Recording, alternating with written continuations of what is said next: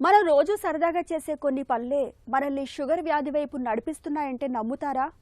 వంశపారంపర్యంగానే కాదు, నిత్య జీవితంలో మనం తెలుసో తెలియకో అలవాటు చేసుకునే కొన్ని చెడు అలవాట్లు కూడా మధుమేహ ముప్పును పెంచుతున్నాయంటున్నారు డాక్టర్లు. పొద్దుపోయేదాకా ఫోన్ చూసుకుంటూ నిద్రను పాడు చేసుకోవడం, గంటల తరబడి కదలకుండా ఒక చోట కూర్చుని పనిచేయడం, ఆకలి లేకపోయినా జంక్ ఫుడ్ని అతిగా తినడం, ఇలాంటి చిన్న చిన్న పొరపాట్లే మనల్ని షుగర్ పేషెంట్లుగా మార్చేస్తున్నాయి. మరి ఈ రోజువారీ తప్పుల్ని ఎలా సరిదిద్దుకోవాలి? మన జీవనశైలిని మార్చుకుని షుగర్ బారిన పడకుండా మనల్ని మనం ఎలా కాపాడుకోవాలి? ఆసక్తికరమైన ఈ వివరాల గురించి ఇప్పుడు తెలుసుకుందాం.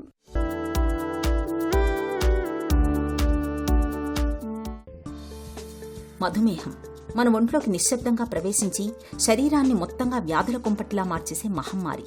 ఈ షుగర్ జబ్బుకు జన్యువుల కన్నా మన జీవనశైలి, రోజువారీ అలవాట్లే ప్రధాన కారణాలుగా ఉంటున్నాయని చెబుతారు నిపుణులు.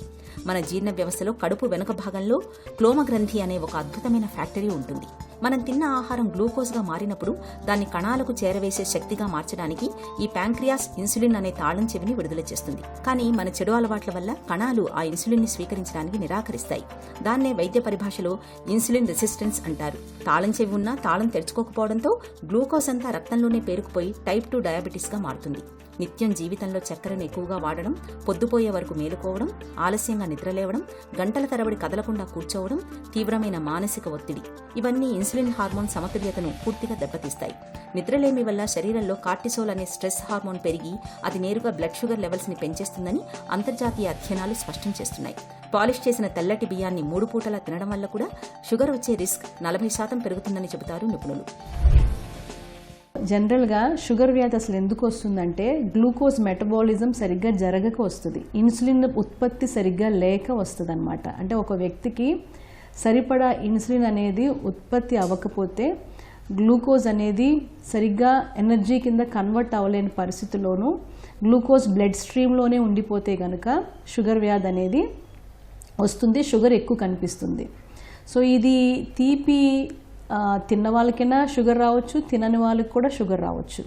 మెయిన్ అధిక బరువు ఉన్న వాళ్ళకి షుగర్ వ్యాధి రావడానికి ఎక్కువ అవకాశం ఉంటుంది. అసలు షుగర్ వ్యాధి రావడానికి మెయిన్ కల్ప్రిట్ ఏంటంటే ఇన్సులిన్ రెసిస్టెన్స్ అన్నమాట. అంటే ఇన్సులిన్ మన సెల్స్, మన బాడీలో ఉండే సెల్స్ ఇన్సులిన్ని రెసిస్ట్ చేస్తాయి, అంటే రిసీవ్ చేసుకోవన్నమాట.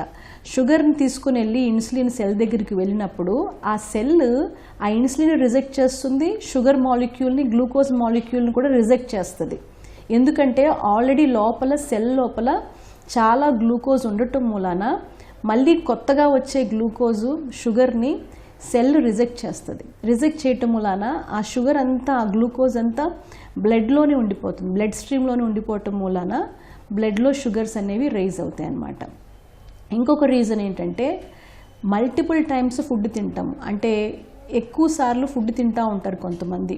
అలా తినటం వలన ఏమవుతుందంటే గ్లూకోజ్ స్పైక్ వస్తుంది. అంటే తిన్నదంతా షుగర్ కింద వెంటనే కన్వర్ట్ అయిపోతుంది.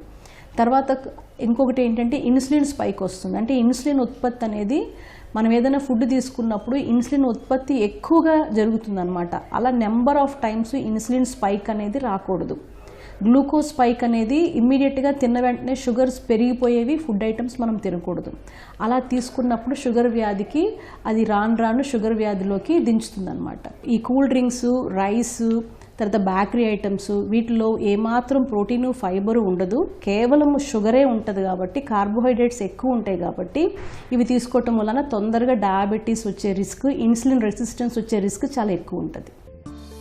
నేటి ఆధునిక జీవనంలో అరాచకమైన ఆహారపు అలవాట్లతోనే షుగర్ జబ్బుకు బీజం పడుతోంది. ఈ ముప్పును తగ్గించుకోవాలంటే సమతులాహారం తీసుకోవడం ఒక్కటే మార్గం. మన ఆహార పళ్లెంలో 30% పోషకాలతో నిండి ఉండాలి.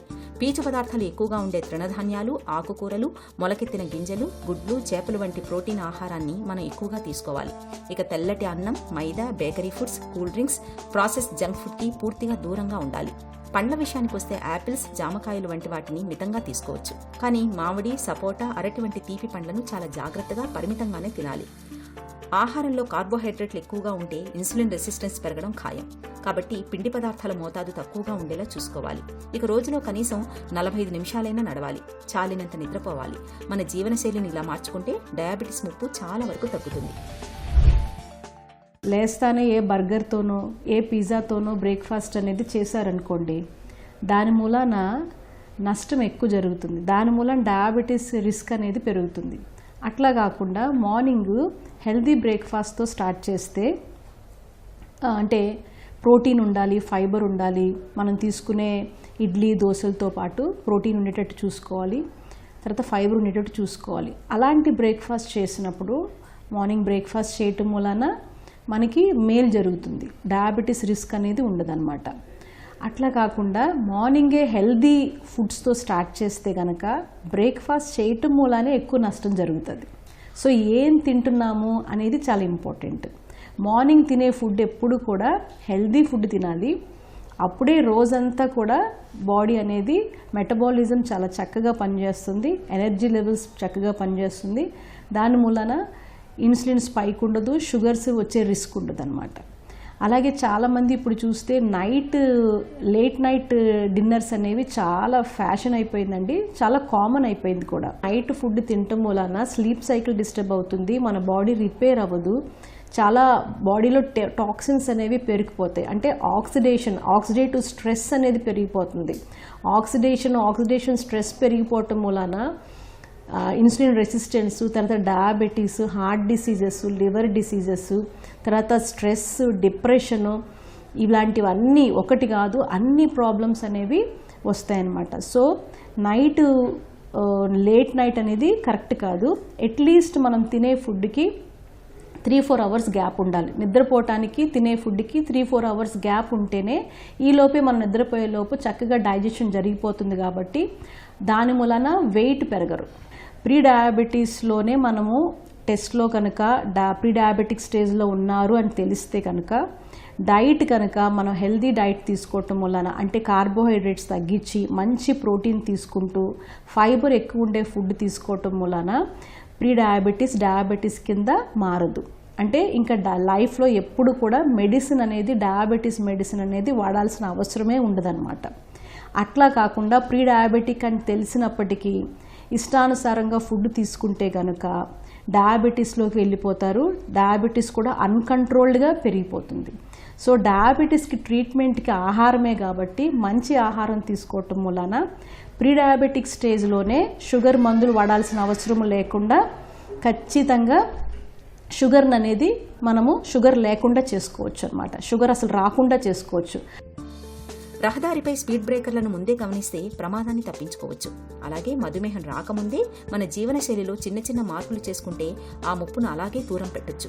షుగర్ వ్యాధి మన దరి చేరకూడదంటే మొట్టమొదటి జాగ్రత్త, మనం తినే ఆహార పళ్లంలోని పదార్థాలు తెలుపు రంగు నుంచి ఆకుపచ్చ రంగుకు మారాలి.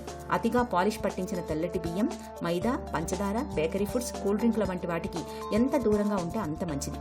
పీచు పదార్థం సమృద్ధిగా లభించే జొన్నలు, రాగులు, సజ్జలు వంటి తృణధాన్యాలు, ఆకుకూరలు, మొలకెత్తిన గింజలను మన ఆహారంలో ఎక్కువగా చేర్చుకోవాలి. ఇక ప్రతినిత్యం శరీరానికి చాలినంత శ్రమను కల్పించుకోవాలి.